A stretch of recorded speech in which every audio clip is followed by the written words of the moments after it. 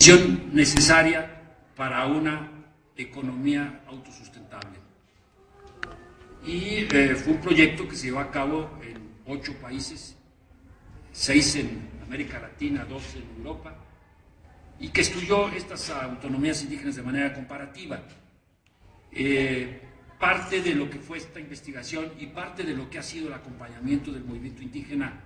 a lo largo de todos estos años, desde que acompañamos el proceso nicaragüense ya en los 80 y luego durante los diálogos de San Andrés, es esta reflexión de aliento largo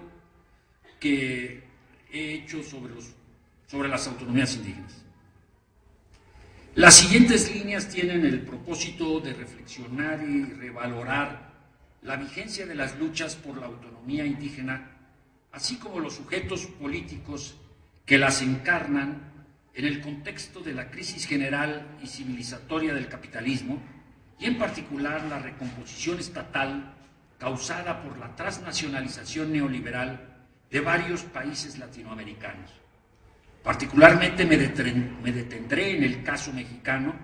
dado que he seguido muy de cerca e incluso he estado próximo a movimientos sociales y políticos que reivindican los derechos indígenas. Desde las investigaciones realizadas en América Latina, concebimos la autonomía básicamente como un proceso de resistencia mediante el cual las etnias o pueblos soterrados, negados, olvidados, discriminados, fortalecen o recuperan su identidad a través de la reivindicación de su cultura, sus derechos y sus estructuras político-administrativas. En forma genérica, la autonomía,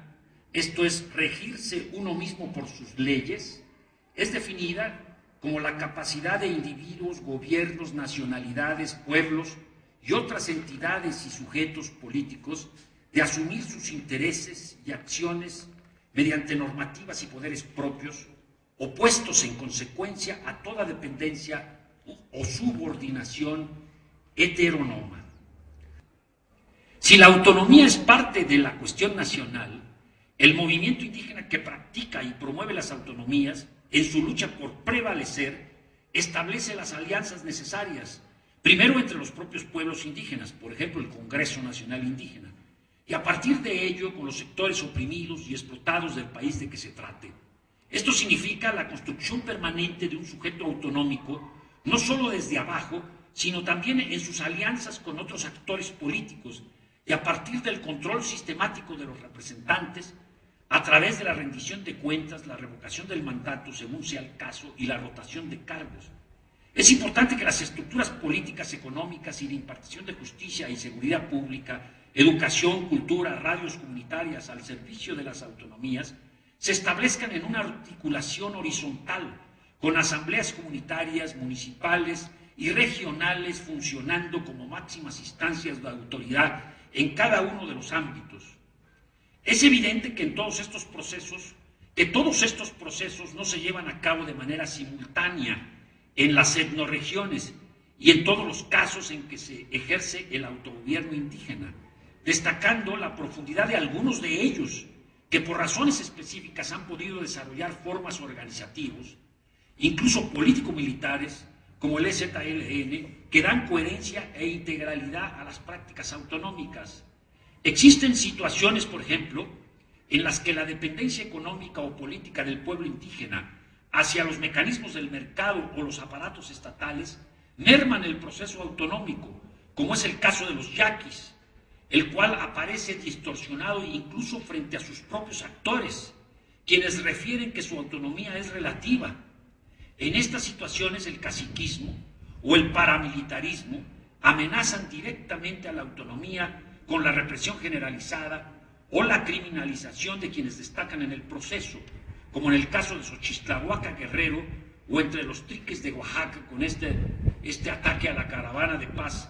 en San Juan Copala, que ocurrió recientemente. Por ello, están demandando el cese de todo proyecto, acción y concesión que atenten contra la propiedad, uso, explotación, aprovechamiento e integralidad de sus territorios, tierras, lugares sagrados, recursos naturales de los pueblos indios, así como de leyes, decretos y reglamentos que tiendan a despojar y facilitar el aprovechamiento por terceros ajenos a las comunidades indígenas de sus recursos naturales.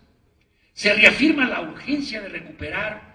o desarrollar la autonomía económica, productiva y alimentaria de los pueblos con el fortalecimiento del cultivo del maíz autóctono y no del transgénico, uso de abonos orgánicos y rechazo de agroquímicos, cuidado del agua, uso y protección de semillas propias, así como la recreación y fortalecimiento de los sistemas de ayuda mutua, los mercados y tianguis locales y regionales y el aprovechamiento de ecotecnias. Ante la grave crisis alimentaria que amenaza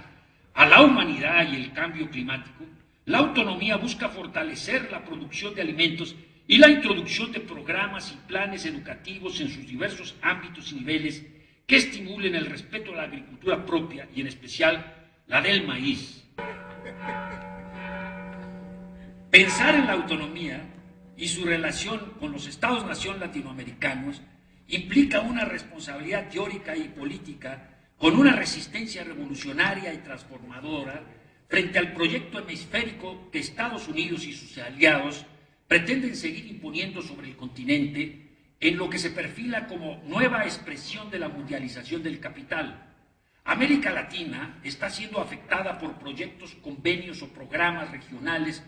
de filiación estadounidense como ASPAN, el Plan Colombia, la Iniciativa América, el Comando América y diversos tratados de libre comercio. Todos estos proyectos, con sus distintas modalidades económicas, políticas y militares, forman parte de la nueva configuración mundial que ha traído consigo la globalización transnacional y un obstáculo de enormes dimensiones para el desarrollo de pueblos indígenas y de las ciudadanías de cualquier origen. A partir de las experiencias autonómicas de los pueblos indios, Pablo González Casanova,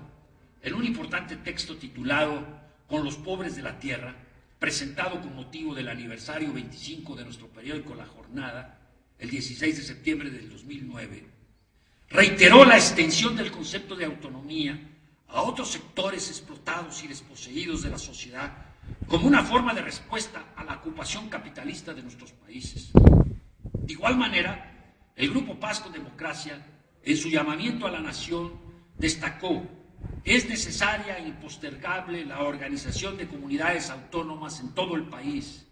comunidades cuyos miembros se autoidentifiquen y se autogobiernen democráticamente para la producción, el intercambio, la defensa de su alimentación, sus artículos de primera necesidad, su educación y concientización, con niños, mujeres, ancianos y hombres, para la defensa de la vida, del patrimonio público, de los pueblos y de la nación, para la preservación del medio ambiente y el fortalecimiento de los espacios laicos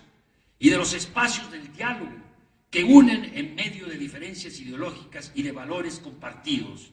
Los principios igualitarios, participativos, autogestionarios y colectivistas de las autonomías indígenas se transforman en uno de los pocos planteamientos estratégicos actuales para enfrentar con éxito al capitalismo, preservar la especie humana de su autodestrucción y democratizar a nuestras sociedades. Muchas gracias.